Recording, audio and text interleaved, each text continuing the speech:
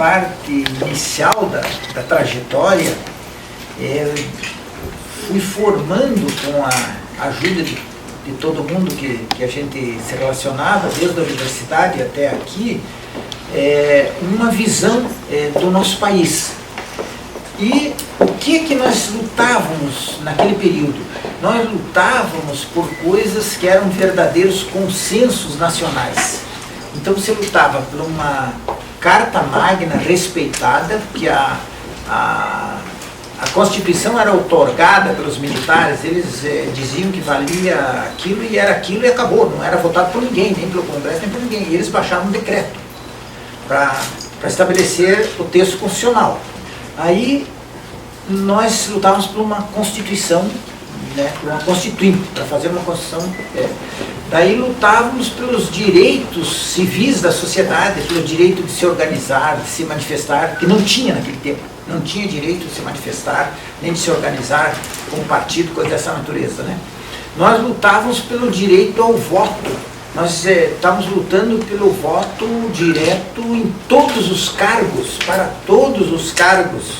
Não tinha voto direto, era só para, naquele tempo, prefeito do interior. Só para prefeito do interior. Bom, e lutávamos para também ter um país com leis civilizadas, não só a Constituição, mas como leis civilizadas, e um país inserido no contexto internacional, porque o Brasil era um país isolado, completamente isolado. Bom, nesse quadro, era também extremamente fácil fazer campanha, lutar e trabalhar por essas ideias, porque eram verdadeiros consensos nacionais, né? E aí é que a gente foi construindo essa trajetória com essa sintonia, né, de deputado federal, depois de constituinte. Na constituinte o Mário Covas me convidou para presidir a questão urbana.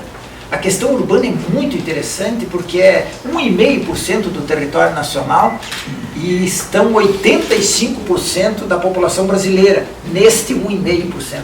Então a população brasileira está amontoada em 1,5% do território nacional. E com os problemas gigantes, eu ajudei inclusive a formar o Ministério das Cidades, que nunca funcionou para a nossa frustração, e que a questão urbana, ela não tinha nenhuma legislação anterior, só tinha urbano na Constituição passada quando se tratava de imposto territorial urbano. Era a única palavra que tinha essa, territorial urbano. Depois nós fizemos um capítulo todo da questão urbana. Eu elaborei toda a legislação infraconstitucional, também o Estatuto da Cidade, todas aquelas leis que existem hoje, também nós elaboramos. Nesse mistério, eu também participei muito das questões externas. Eu presidi o Mercosul, fui eu que implantei o Mercosul a nível parlamentar. Aproximei profundamente com a União Europeia para nós fazer um acordo para ombrear os americanos que queriam tocar a Alca para cima de nós, né? Eles queriam fazer um mercado do Alasca à Patagônia, né? E nós não achávamos isso interessante para brasileiro. E aí negociamos com os europeus para a gente botar uma tranca nos americanos e realmente conseguimos isso. Só que agora perdemos quase tudo, porque o Mercosul está uma porcaria, a União Europeia não acerta nunca tratado conosco e os americanos estão noutra, já foram para a Ásia e para outros lugares e nos deixaram na estrada. Bom, então, inserção internacional. Segundo, o Brasil naquele tempo não podia adquirir computadores de última geração. Quando um cientista, um estudante, um brasileiro teclava a nacionalidade no computador, travava.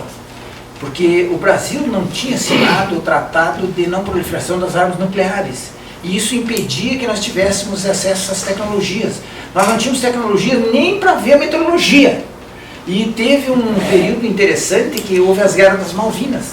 O que os americanos fizeram? Eles desligaram os canais dos satélites da América do Sul. Aí nós ficamos navegando no escuro.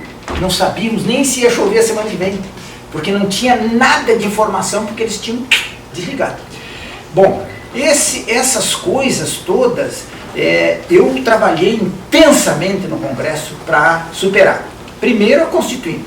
Eu considero que todos consideram que foi a melhor Constituição da história do Brasil.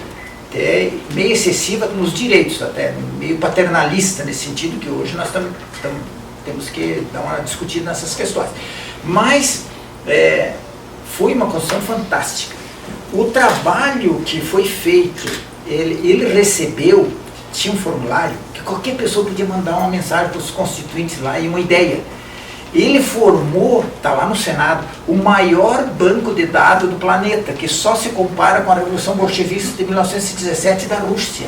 São os dois maiores arquivos de ideias políticas do mundo, né? Que todo mundo deu um palpite nessa Constituinte. E os que não deram palpite foram lá e arrancaram o que queria na marra, porque ninguém abria mão do seu direito que tivesse escrito lá na Constituição. Não houve jeito de você fazer uma Constituição mais reduzida. Ela teve que ser extremamente ampla, porque as reivindicações não aceitavam ficar fora da Constituição. Então, isso aí distorceu um pouco a Constituição, porque nós fizemos a Constituição também no leito de uma mudança de ditadura para processo democrático, e aí nunca a gente acerta bem a coisa no alvo, né? Ela sempre sai um pouco punitiva para um lado e tal, uma coisa dessa natureza. Foi o que aconteceu com a nossa. Por outro lado, leis infraconstitucionais. Eu elaborei o Código de Defesa do Consumidor. Essa eu considero a melhor lei do país, porque ela tem a inversão do ônus da prova. É a única lei brasileira que você pode acusar e não precisa provar. É a única. Ela tem a inversão do ônus da prova, e ela é durona na relação do hipossuficiente, que é o consumidor, com o poder econômico do outro lado do balcão, né? Ela é poderosa. É muito interessante essa lei. Outras leis também, doação de órgãos, coisa assim. Eu doei várias leis que eu tinha ela já bem quase na saída do forno, porque eu era da mesa, sempre muito privilegiado com coisas que eu fazia todo dia na mesa, e daí às vezes um colega ou outro me pedia eu queria, Darcy Ribeiro, me pediu essa do órgão, olha, eu estou com uma lei lá dos órgãos, já totalmente adiantado, e o pessoal diz que é tu que vai valer, você não aceita me passar, então, não pode levar, Darcy, não tem nenhum problema com isso, e ele ficou autor dessa lei. Mas coisa assim, então, depois de 22 anos de trabalhos intensos de mandato eletivo, eu trabalhei bastante. Eu não passava fim de semana em Brasília, passava na estrada, sempre visitando e tal, e conversando com as pessoas e dando satisfação e tal para Santa Catarina, coisas dessa natureza, ou viajando para outras áreas de interesse. Eu fiz uma reforma no Congresso, no Senado, que ela transformou o Senado. O Senado era uma casa que até os votos eram secretos, ninguém sabia quem votou o que lá. E eu fui transformando isso, primeiro publicando em impresso, mídia impressa, depois fomos publicando em disquetes, que eu distribuí, porque naquele tempo não tinha internet, mas aí nós deixamos aquela emissora prontinha, com os funcionários treinados, com a sala de projeção pronta e com todos os equipamentos prontos. Eu só não assisti a primeira projeção porque já tinha saído, né?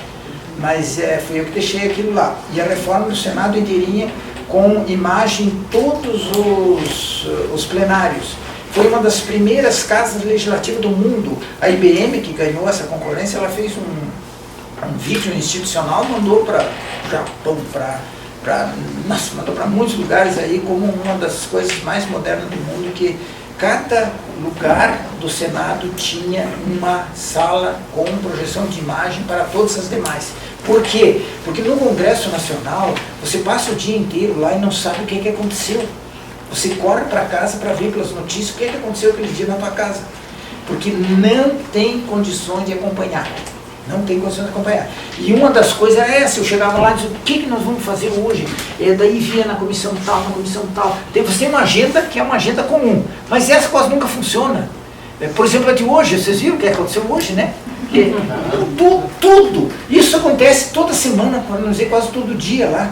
Quando não é esse caso muito contundente como o de hoje, mas tem outros casos menores. Então, a agenda é feita pelo processo político, pela informação, pelos dados, pela notícia, pelo acontecido, pelo fato, pelo não sei o quê, e você não consegue acompanhar se você não tiver alguém. Eu tinha que mandar uma pessoa visitar dezenas de lugares para saber onde é que eu tinha que ir aquele dia, né? Hoje não, você chega lá, com o botãozinho, você vê todos os plenários, você sabe se a tua comissão já tem senador que dá quórum, não dá quórum, sabe se está acontecendo tal coisa em tal lugar, onde é que está o fato político mais importante do dia que você tem que tomar conhecimento e tem que estar por lá também, coisa assim, né? Então isso foi uma mudança que eu visitei todos os congressos do mundo ocidental, visitei, discuti com os senados principalmente e tal, como é que eles se relacionavam com a sociedade, que satisfação é que eles davam para a sociedade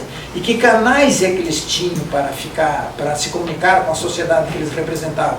E aí eu trouxe uma ideia que foi no começo disquetes, com os equipamentos de gravação de disquete, gravamos todos os bancos de dados das leis do Senado e aí distribuímos todo mês para alguns até por semana. Todas as matérias que estavam tramitando, todas as matérias que entraram, todos os arquivos de leis setoriada, lei agrícola, lei não sei o que, lei disso, lei daquilo e tal, para todas as assembleias legislativas, universidades, governos e umas coisas dessa natureza. De repente veio a internet, daí pronto, daí ficou tudo em casa, né? Porque naquele tempo não tinha internet. E nós instalamos umas torres assim que captavam todas as informações do mundo, né, através de um seletor, e que quando acontecesse um terremoto no Japão, um minuto depois podia repercutir no plenário do Senado.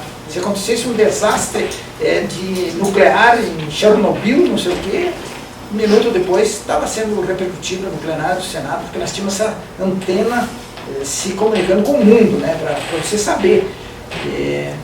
Bom, então, depois que nós alcançamos as dietas já foi o maior movimento, até esse que deu esse ano, né?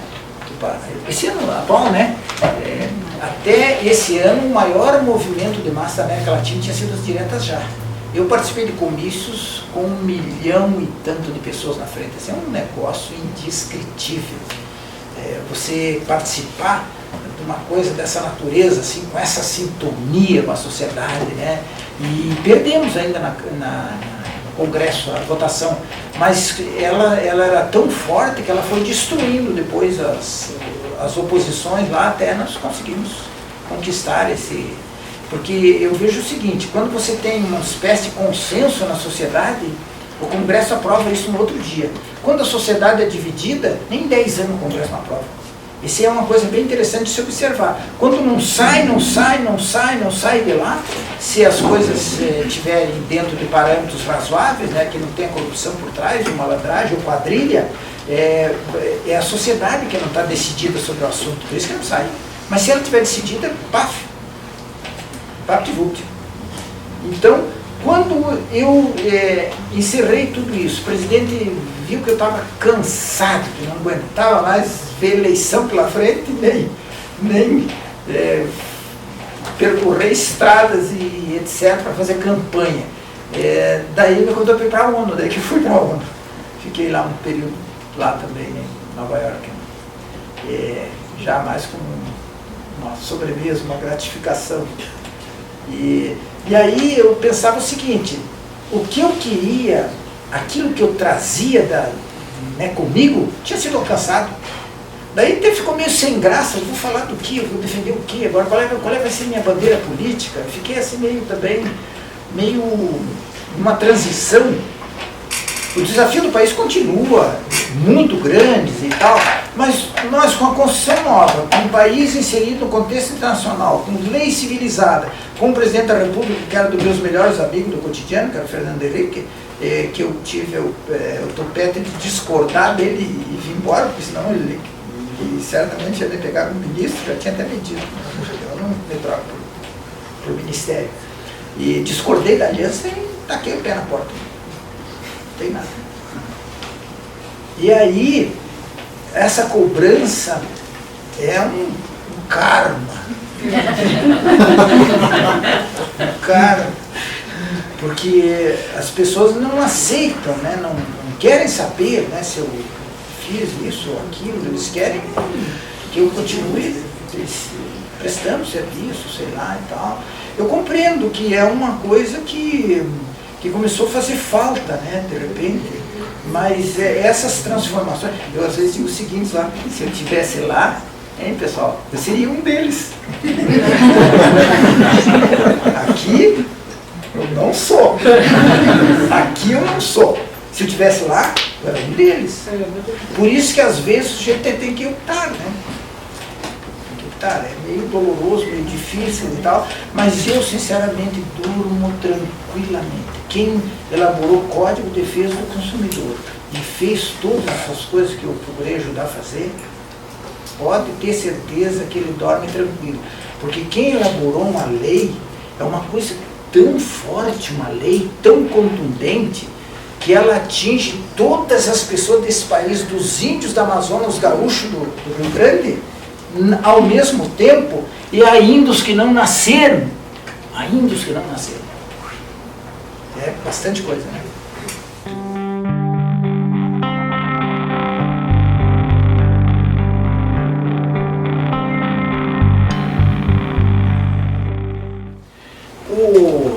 Eu imagino que você se refere aos impeachment. Exatamente. Não é ruptura institucional, isso não é ruptura. Isso é um processo, e ele é um processo que não é criminal. É bom, a palavra crime de responsabilidade ela é inadequada, ela é imprópria, porque a pessoa pode ser honesta, pode ser correta, mas ela cometeu um crime de responsabilidade, que foi fazer aquelas práticas que não é permitido pela Constituição, nem pela lei. Então, nesse sentido, ele é uma punição política. Ele não pode ser comparado com o crime comum, porque você não prende a pessoa, ela não perde a liberdade, não perde isso, ela perde a função e o cargo lá e é impedida de acessar no setor público, inclusive de fazer concurso, né? Não pode nem fazer concurso. Mas este é o que salva o processo democrático, porque quando você tem uma situação insustentável, você tem uma válvula de escape para sair por ela. O que seria se não tivesse sido feito o impeachment com o Collor? O que poderia acontecer?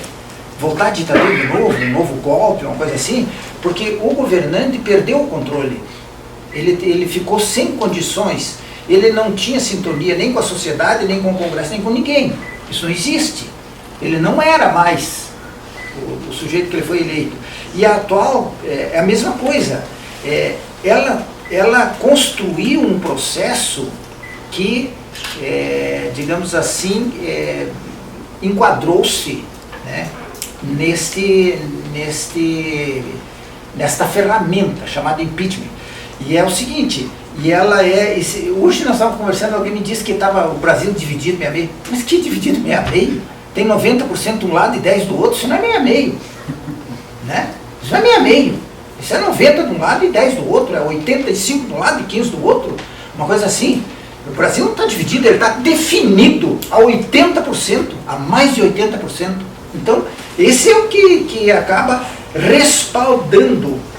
No impeachment do Collor, um dos grandes elementos que fez com que ele fosse rápido e bem definido foi a Globo.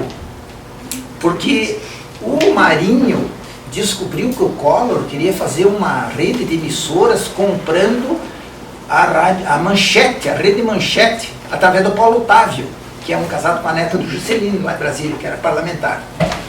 E aí o Collor já tinha uma emissora em cada estado, e daí, comprando a Manchete, ele fazia uma para tacar o cotovelo no Marinho. Quando o velho Marinho descobriu, ficou louco.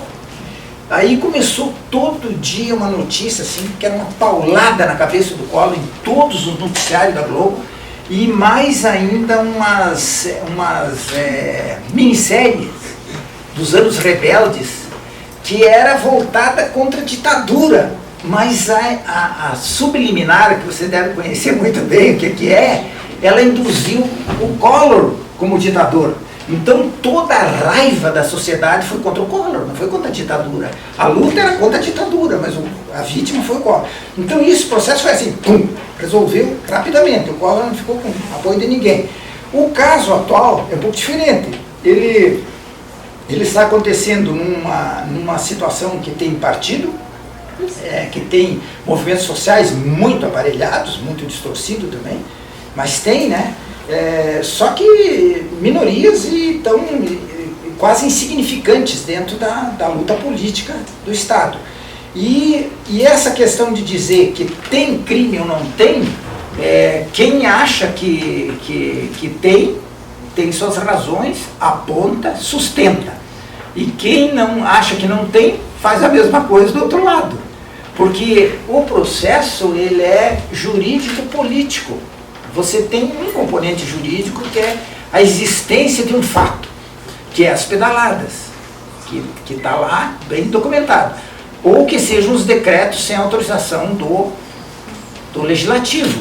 E eles foram estudados até nos seus impactos. Tem 2 dos 6 que são neutros. O impacto dele é neutro. E tem 4 deles que deu um impacto negativo contundente. E esse processo, ele deu uma reprodução na sociedade inteira. Ele arrebentou o setor público. Arrebentou. Você acha isso pouco? Ele arrebentou as contas públicas de um modo geral, porque elas foram maquiadas, elas foram ocultadas, elas não foram explicitadas. E nesse sentido não se tomou nenhuma medida para corrigi-las. Assim como você não corrigiu os preços do petróleo, dos derivados do petróleo durante algum tempo, ele deu um buraco na Petrobras, 60 bilhões, o buraco da não atualização dos preços foi maior do que a corrupção na Petrobras. Isso é gestão. Isso é gestão. E assim vai. Então, eu acho que o presidente da República deveria sair por muito menos do que isso. Por muito menos do que isso. Porque uma pessoa que vai para lá não pode se dar o luxo de fazer esse tipo de coisa. De jeito nenhum. Mas e muito menos para se perpetuar no poder. Muito menos para se perpetuar no poder. Ela tem que ir lá cumprir uma missão que é uma missão de interesse da sociedade, não de interesse do partido. O partido é secundário nesse processo. Então, eu defendo que esse impeachment deve sair e vai sair, né? Essa semana, inclusive. Vamos apiar mais um presidente da República. Eu lamento que seja uma mulher. Ela fez uma primeira etapa bem razoável não, mas fez a primeira etapa pelo menos, né? A segunda que foi uma aberração total.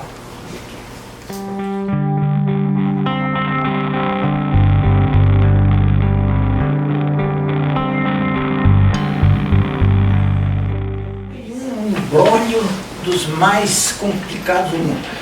Toda Constituição foi sendo parlamentarista. Os medidas provisórias, não sei o quê, tudo que é mecanismo parlamentarista. Na hora de votar o parlamentarismo, o Sarney estava na presidência e ele, com a influência dele e o poder de aliança com outros setores que queriam ser presidencialistas, imperiais, né, não é imperialistas, como o Brizola, me lembro bem do Brizola porque ele é bem saliente, o Sarney, o Brizola, bom, afinal todos precisavam, o Quércia que queria ser presidente, afinal tem um grupo que queria ser presidente da República, mas imperial, como é o presidencialismo brasileiro. E aí eles se articularam e derrotaram uma coisa assim que foi tão frustrante que a Constituinte passou uma semana sem decidir. Ninguém esperava aquilo, de repente tem uma articulação meia rápida, meia sorrateira e tal, veio pá no plenário e nos derrotaram. E foi tão contundente que a Constituinte ficou uma semana sem conseguir se recompor e decidir. Mais nada naquela semana seguinte. Então foi realmente um golpe que se levou como constituintes, né, de uma articulação que teve forças, né, que teve peso e derrotou no voto. Aí nós usamos uma medida de um paulista lá, que eu esqueci o nome dele, é meio folclórico, que ele tinha uma proposta de monarquia. Então nós usamos aquela proposta da monarquia para fazer o plebiscito da Constituinte, né, que também foi mal. Então, o Brasil, ele tem essa história muito autoritária desde o Império, né, que é uma coisinha difícil de mexer, difícil de mudar. Porque cada um que vai lá quer ser o rei, quer ser o imperador, quer ser o tal, né? E isso aí, o parlamentarismo meio que corta essa crista, né? Ele dá uma decepada nessa crista. E até um regime mais complexo de se administrar, porque as crises parlamentaristas, elas são meio fáceis de resolver, mas dado a situação do legislativo, né, brasileiro, da sua história e tal, ele não é muito fácil de equacionar. Mas, lamentavelmente, nós perdemos assim uma rasteira dos interessados em ser presidente da República. Lá atrás.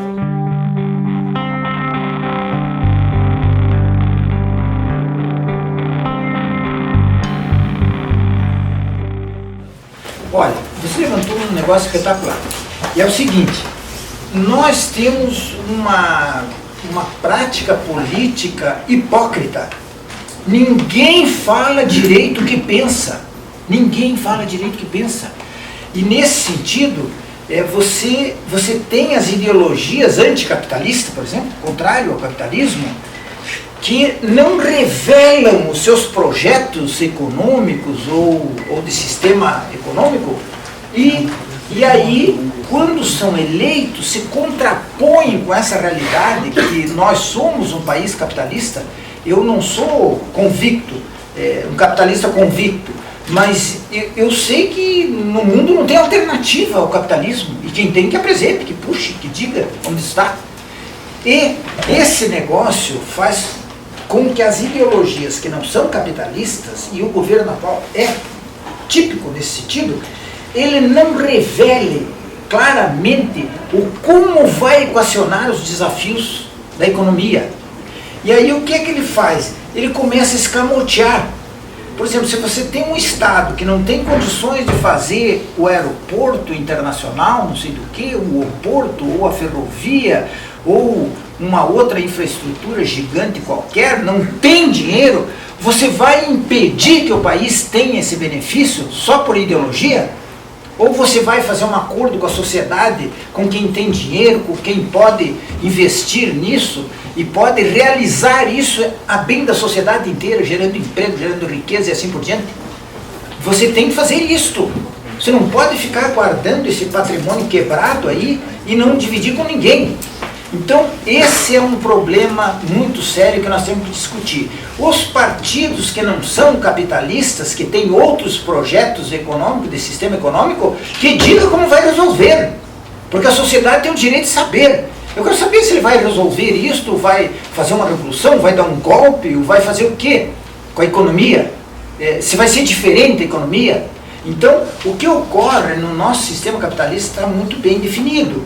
Quando o Lula começou o governo dele, dizendo que ia fazer isso e aquilo, isso aqui em termos sociais, eu tinha bem claro, o Lula vai distribuir essa gordurinha que foi realizado aqui nos últimos anos, e o dia que acabar. E acabou. Acabou. Ele foi o sujeito que teve o maior orçamento da história do Brasil na mão, com 100 bilhões de dólares de superávit de negócio internacional pelas commodities, que a China foi grande tributária desse dinheiro, que inclusive eu ajudei. Eu ajudei tanto a negociar com a China que o embaixador um dia me fez uma homenagem, pedindo para mim convidar 5 senadores com as esposas dos meus amigos do Senado, que ele queria me fazer uma homenagem à embaixada, e fez. Tenho bem documentado isso. Eu ajudei a aproximar o Brasil da China, e veio o resultado, veio pelas commodities e tal. O Lula teve 100 bilhões de excesso. E o que fez com 100 bilhões? Fez infraestrutura? Não. Fez o quê? Fez consumo. Terminou em cachaça. Porque é o que terminou. O consumo virou em cachaça. Porque não rendeu, não gerou emprego, não aumentou a riqueza. Isso foi um erro gravíssimo, que pouca gente sabe e pouca gente fala.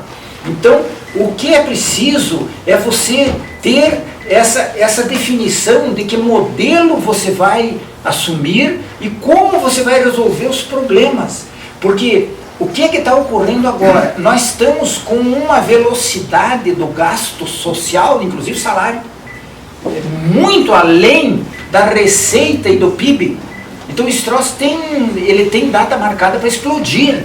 Você tem que equacionar as coisas adequadamente, porque se você deixar o gasto social disparar, como é que você vai resolver as outras coisas? Nem que nesse PIB verde não vai conseguir. E nós estamos desequilibrados nessa área agora, nesse exato momento. Nós estamos desequilibrados. Então ocorre que a política, no meu ponto de vista, ela precisa ter mais sinceridade dos candidatos. Eles precisam ser mais, mais autênticos, mais sinceros. Por exemplo, eu soube a questão do salário que tem que ser corrigido, o salário, a equação do salário, que é do grupo de Campinas, eu sei quem inclusive propôs a equação, um cara bem conhecido, ela foi aumentando, ela foi desequilibrando, e ela é insustentável, a questão do salário, o cálculo do salário. E aí os caras que discordam, por exemplo o Aécio, ele teve que assumir um compromisso que não ia mexer nessa etapa, nesse problema, com os setores lá que se contrapuseram a ele, botaram ele na parede, e ele assumiu esse compromisso. Ele, em sã consciência, não poderia assumir, porque isso aí vai explodir. Então, hoje é assim, o político da nossa atualidade, ele não fala claramente o que ele é. As pessoas não sabem bem quem é que ele é e não sabem como é que ele vai resolver as questões. A Dilma, por exemplo, ela odeia essas políticas que vão ser implantadas agora a partir do Temer. O Lula usou o Meirelles durante muito tempo e queria que a Dilma usasse o Meirelles também, mas ela de jeito nenhum, ela não quis aceitar, porque eles estão com uma concepção política que vai... já está arrebentada e vai arrebentar muito mais se não parar por aí, né? Porque ela desequilibrou todos os setores. E eu jamais imaginei, eu estava ligado ao setor elétrico ultimamente. E aí, de repente, a Dilma fez aquela bravata lá de reduzir o valor da energia. Eu vi aquilo e tal, fiquei pensando, eu estava do outro lado do balcão, né? Não estava como consumidor, estava como gerador. E daí fiquei pensando o que aquele negócio podia gerar. Mas tá, vamos ver, pagar para ver. Pois aquela medida, ela desarticulou todo o setor de energia do país. Quebrou as distribuidoras, não tinha dinheiro para financiar, não tinha fonte de financiamento. O setor de geração ficou com 40 bilhões de déficit, o setor de geração, por causa do preço. 40 bilhões de déficit. Deu mais de 100 e poucos bilhões, só essa mexidinha no preço. Tu vê que o tamanho da sensibilidade do processo, como isso altera. Outra coisa, eles são originários do Sindicato dos Metalúrgicos. Para quem é que eles deram os benefícios fiscais? Quem? Para quem? Para a indústria automobilística, para a linha branca, para não sei quem. O que é que eles quebraram? O etanol. Quebraram 60 empresas gigantes, milhares de pessoas desempregadas, fechadas, 60. Não acho isso um despropósito? Então, que aliança nojenta é essa que você se articula com uns e arrebenta os outros dentro do país? Todos são capitalistas. Agora, a notícia de que eles atendiam muitos pobres, né, e tá, mas aquela equalização que eles pagam para o BNDES só veio para rico, só para grandes grupos econômicos. Foram bilhões que eles enterraram na equalização, pegando o BNDES, tomava juros do mercado a 12, e daí emprestava dentro do incentivo do governo, SIMP, parece que é SPI, um programa de suporte desse tipo assim, SPI. E esse valor não foi para pequeno nenhum, foi só para os grandes. O conluio com as grandes empreiteiras, as palestras caríssimas, que nunca ninguém viu um vídeo dessa palestra. Eu acho que é publicável. Acho que é impublicável o que era dito nessas palestras, porque era provavelmente ensinar como se dá o golpe no setor público sem a polícia saber. O dia que a polícia soube, acabou. Acabou o mote. Então, coisas assim. Mas, na realidade, eu acho que nós precisamos aperfeiçoar o processo político cobrando clareza. Ninguém está falando bem claro o que é que o Brasil precisa na área política dos representantes. Não estão falando. Quem é que fala? Os cientistas políticos, jornalistas, a imprensa, não sei o quê. Mas o político que tinha que assumir essa responsabilidade não está abordando o sistema. Foge como o diabo da cruz. Foge. Isso é uma coisa que tem que ser resolvida, porque senão vamos eleger pessoas que não sabemos o que é, o que é que pensam, o que é que vão fazer.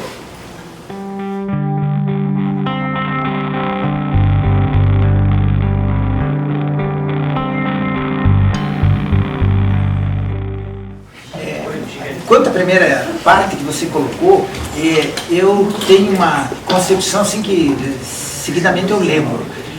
Nenhum congresso nacional do mundo é melhor do que a sociedade que ele representa. E o nosso Congresso Nacional é muito a nossa cara. Cada um dos que tem lá tem a sua cara. É aquele que você votou. Tem a minha cara, aquele que eu votei. Então, na realidade, há uma certa cumplicidade entre quem escolheu com quem está lá. E ele tem distorções. Todos sabemos, pelos processos de maquiagem da comunicação de massa, pelo dinheiro, por um monte de coisas, por não ser sincero, por esconder as coisas mais contundentes e tal, mas eles passam pelo voto. Eles não foram foi nomeado por general algum lá. Né? Então, essa é uma responsabilidade que nós temos. É uma coisa que nós temos que responder. Isso não vamos escapar disso.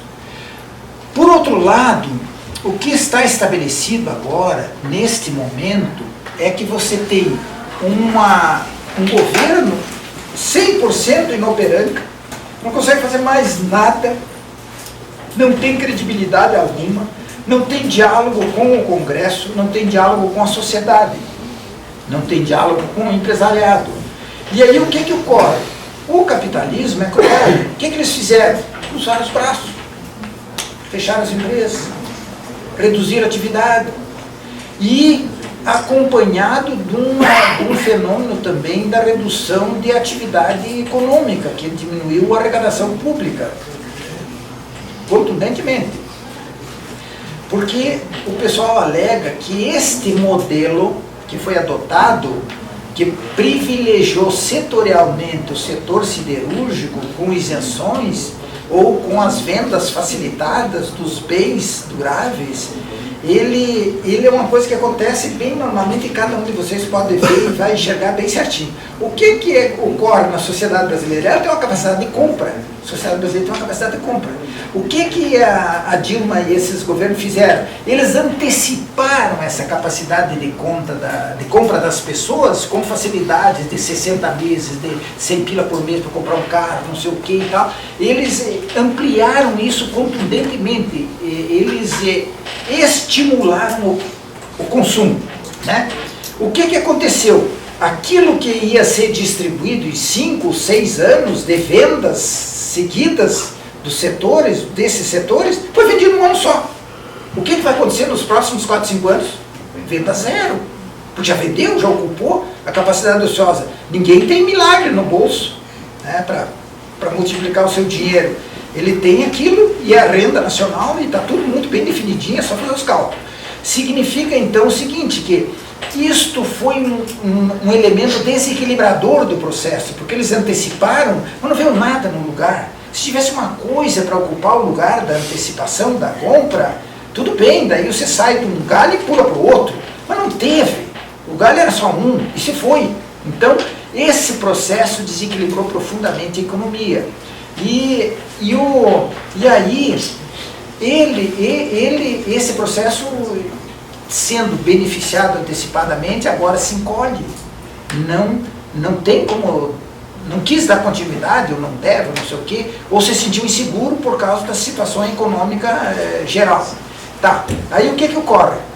Dizem que este foi um ciclo de economia que foi tratado equivocadamente com consumo, não devia ser consumo, devia ser com outros procedimentos, com investimento em infraestrutura, com abertura para o mercado internacional, aumento das vendas, mas o pessoal do PT que está no governo é contra a venda, a exportação, eles seguram a exportação, eles acham que nós estamos tirando do povo brasileiro para os ricos de outras partes do mundo. Mas o que está sustentando a realidade brasileira são as exportações. Se não tem exportações, vamos para a enxada, nem para o trator mais, não vai dar para ir, vamos ter que ir para a enxada e para a foice. E, então esse quadro, ele, segundo os entendidos, ele foi abordado equivocadamente. Daí o que é que ocorre? O investidor se encolheu. Os incentivos comeram o orçamento público de tudo que é jeito, com a equalização dos juros favorecidos para todos os setores, que eles fizeram seletivamente, evidentemente, mas comeu, desequilibrou o orçamento público. Bom, aí o governo, sem arrecadação, sem diálogo, sem credibilidade, a inflação comendo e tirando a renda dos trabalhadores ainda por cima, o desemprego pegando pesado, tudo isso compõe o quadro de perda de popularidade, de prestígio, de coisa dessa natureza. Bom, se isolou, não perdeu os apoios de todo lado, porque já viu, né? Esses apoios oportunistas comprados, na balanço do avião eles caem fora, né? Não, foi o que aconteceu, caíram todos fora. E aí ficou sozinho o governo. Esse governo não tem jeito de continuar. Nós vamos arrebentar o Brasil se ele continuar. Ele tem que sair imediatamente. O que ocorre? O outro vai fazer alguma coisa milagrosa? Nada disso.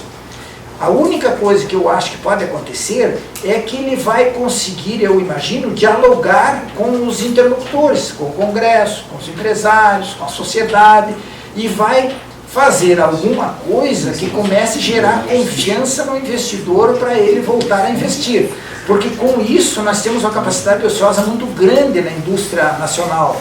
Uma capacidade ociosa. A capacidade ociosa é uma coisa meio barata para você botar ela em funcionamento de novo. Você já investiu, já gastou dinheiro, né, nela. Então, a mão de obra você tem por aí. Elas estão em busca de oportunidade.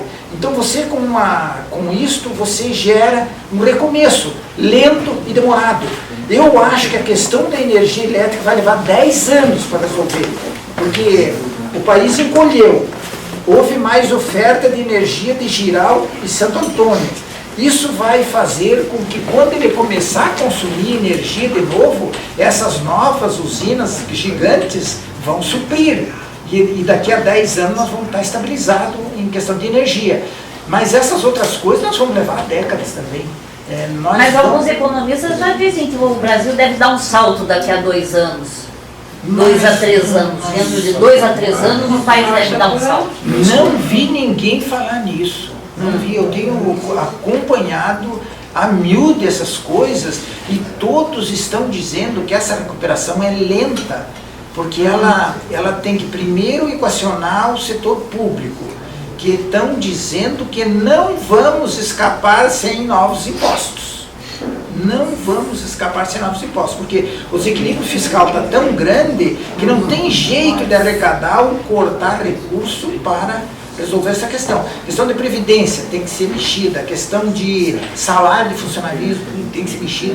Tem 70 e poucos % do orçamento público que ele cresce por inércia, por causa dos favores que estão embutidos nas legislações elaboradas a partir disso. Então ele cresce solto.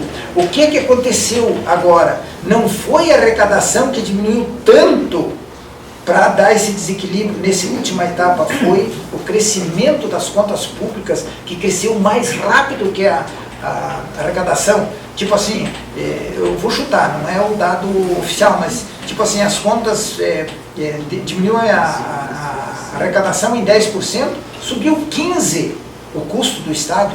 Então ele cresce automático e está tudo com lei, tudo amarrado com lei, tudo amarrado com decisão, tudo. E para você desmontar essa máquina,